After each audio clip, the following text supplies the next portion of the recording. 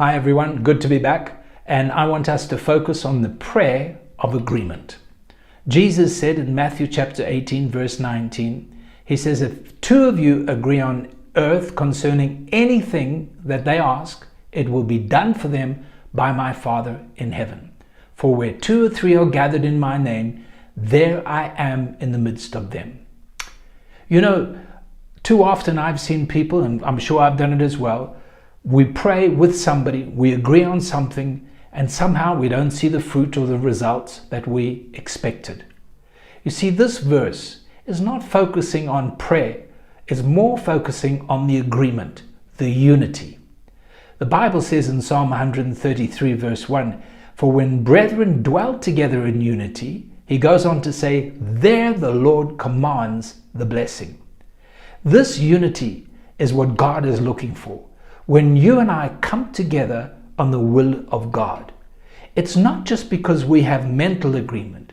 It's not just because we think it's a good idea together that we pray. No, no, no.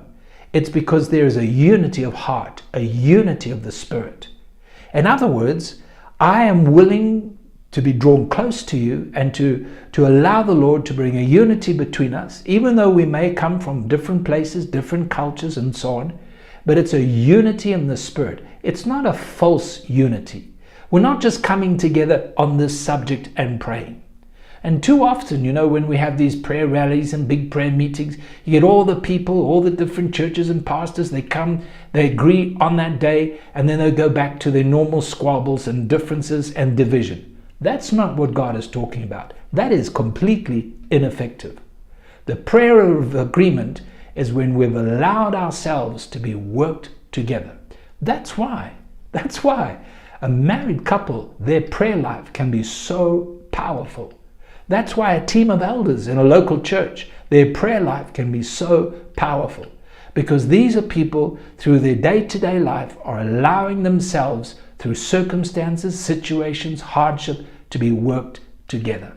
You know, in the book of Timothy, chapter 1 Timothy 2, he makes a statement that we need to pray for kings and all of those in authority. And we need to pray that they come to a place of salvation, for this is the will of God. That directs us, that leads us. That's what we're looking for. That's what God wants to do. So let's allow ourselves to come to this unity. Paul says in Ephesians chapter 4, endeavor to keep the spirit of unity in the bond of peace. Let's keep our hearts open to one another, walking in unity so that any time we can pray and pray effectively in agreement. God bless you all.